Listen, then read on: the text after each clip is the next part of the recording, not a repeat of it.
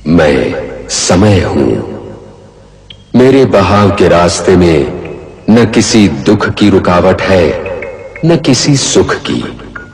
फिर भी कभी कभी भाग्य रेखाएं मुझे भी उलझा लेती है। सभी को नमस्कार। हिंदी कक्षा में आपका स्वागत है।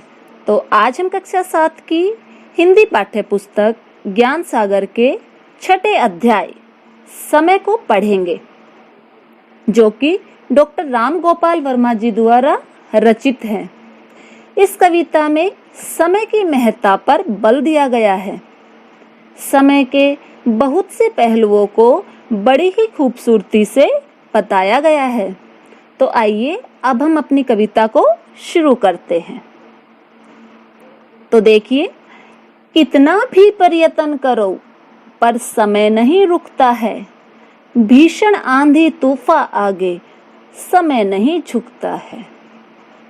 तो इस पंक्ति में हमें बताया गया है कि हम कितनी भी कोशिश कर ले पर हम समय को नहीं रोक सकते। कितने ही भयंकर आंधी तूफान आ जाए पर समय तो चलता रहता है। अर्थात बड़े से बड़ा तूफान भी समय के आगे टिक नहीं सकता। समय तो निरंतर चलता ही रहता है, उसे कोई भी रोक नहीं सकता। आगे देखिए, हमें समय के साथ है चलना, समय साथ नहीं आता। एक बार जो पल बीता वह कभी हाथ नहीं आता। टूट डाल से पात गया जो पुनः कहाँ जुड़ता है। कितना भी प्रयत्न करो पर समय नहीं रुकता है।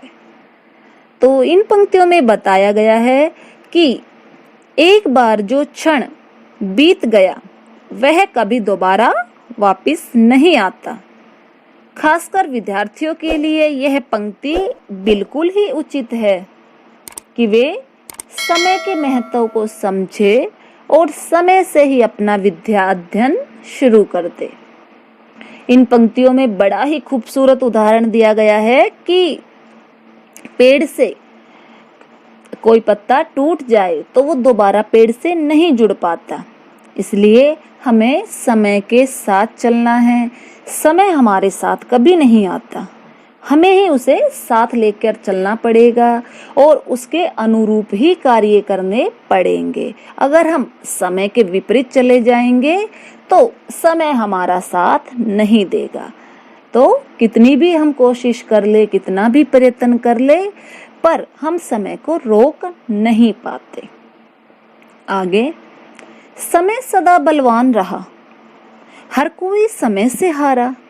जिसका समय से कदम मिला रहा समय उसी का प्यारा।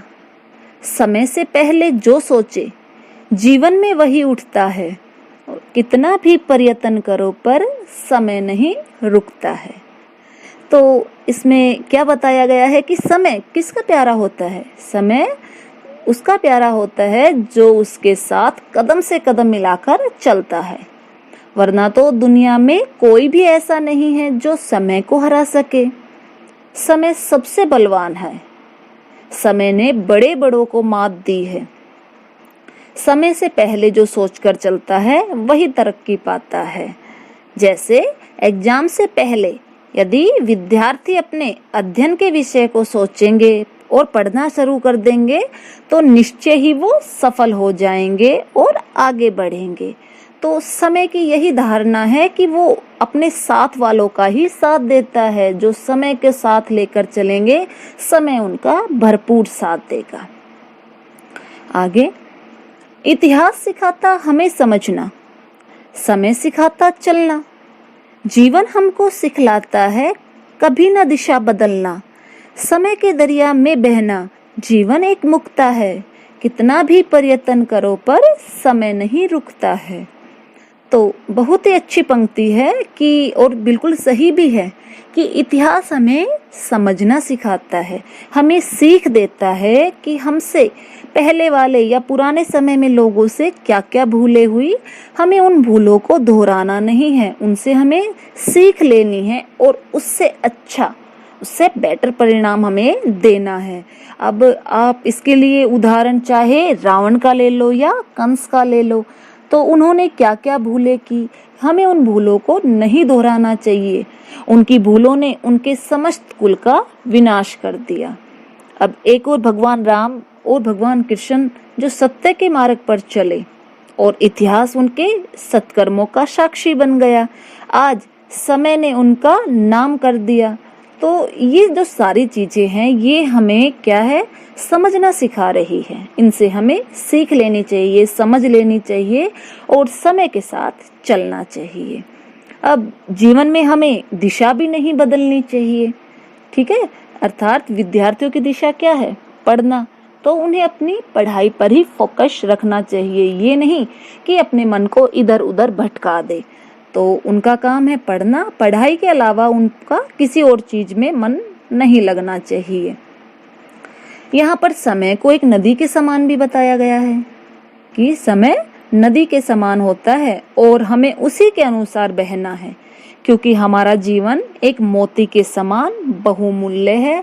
हमें उस बहुमूल्य मोती को समय के अकॉर्डिंग ही चलाना है, तभी हमारी दुनिया में पहचान होगी। हमारी जो लोग हैं वो कीमत जानेंगे, क्योंकि अगर हमने समय का साथ छोड़ दिया तो हम पिछड़ जाएंगे। तो कितनी भी अगर हम कोशिश कर ले पर हम समय को रोक नहीं सकते। आगे, सात समय की वर्षा आती, समय से गर्मी छाए, आता समय शीत है लाता, बसंत समय पर आए। समय इशारा जब करता तब ऋतु चक्कर मुड़ता है, कितना भी प्रयत्न करो पर समय नहीं रुकता है। तो इसमें बताया गया, इन पंक्तियों में कवि ने हमें प्रकृति से जोड़ा है कि प्रकृति पर जो बदलाव आते हैं तो वो सब किसके कारण आते हैं, समय के कारण। समय से ही सब कार्य होते हैं। अब देखो ना, समय से ही बारिश आ रही है, समय पर ही गर्मी आती है, सर्दी और बसंत भी समय के अनुसार ही आती है। अर्थात जब समय इशारा करता है तब ऋतुओं में परिवर्तन होता है। जैसे आप सूर्य का, चंद्रमा का आप उदाहरण ले सकते हो कि वो जो समय पर ही क्या करते हैं, आते हैं और समय पर ही छिप जाते हैं। तो ये सब कुछ एक अद्भुत शक्ति है समय, और जब वो इशारा करता है, आदेश देता है, तो प्रकृति भी उसका इशारा मानती है। और जो ऋतु चक्कर है वो भी समय के अनुसार ही होता है। तो भाव यही है कि हम कितना भी प्रयत्न कर ले लेकिन समय को रोक नहीं पाएंगे। समय के साथ चलेंगे तो ज्यादा अच्छा रहेगा। आगे, कितने योद्धा हुए धरा पर, समय ने सबको मारा, समय निगल गया तूफानों को, समय बना अंगारा, समय के आगे ब्रह्मांड में नहीं तूफान उठता है, कितना भी प्रयत्न करो पर समय नहीं रुकता है। अब देखिए, अपनी धरती पर क्या है, बड़े बड़े वीर योद्धा हुए। बहुत सारे तो ऐसे थे जिन्होंने अमर होने का भी वरदान प्राप्त था, ठीक है, या जिन्होंने मृत्यु को भी जीत लिया था, जैसे रावण। पर कहते हैं ना, उसके बाद भी समय ने उनको मार दिया। जो उनकी भूलें थी उन्होंने उनको मरवा दिया। अब बड़े बड़े जो महापुरुष हुए, इवन यहाँ तक भगवान का दर्जा भी जिनको प्राप्त था, वो भी काल के गाल में समा गए। तो इसका मीनिंग समझिए कि यहाँ पर पूर्णता जो शक्ति है वो समय है। अर्थात पूरी दुनिया में, पूरे ब्रह्मांड में जो सब कुछ करती है वो एक जो महाशक्ति है वो समय होता है। तो समय एक अंगारे की भांति दहकता रहता है और बड़े से बड़े तूफानों को निगल जाता है। अब जो समय है वो अद्भुत शक्ति है और वो अपने साथ सबको बहा कर ले जाता है। पूरी दुनिया में समय से बलवान कोई नहीं है जो समय का मुकाबला कर सके। दुनिया का बड़े से बड़ा तूफान, बवंडर, त्रासदी समय के आगे नहीं ठहर सकता। तो बच्चों, यहाँ पर हमारी कविता समाप्त हो गई और आपने इस कविता के माध्यम से समय के महत्व को समझा। जीवन में प्रत्येक व्यक्ति को समय के महत्व को समझना चाहिए और समय रहते ही अपने सभी कार्य कर लेने चाहिए, तभी सफलता आपके कदम चूमेगी। इसलिए अपनी दिशा पर रहे व समय के साथ चले, समय आपके साथ चलेगा और आपको सफलता प्रदान करेगा। तो आज के लिए इतना ही। नए पाठ के साथ आपसे फिर मिलेंगे। धन्यवाद।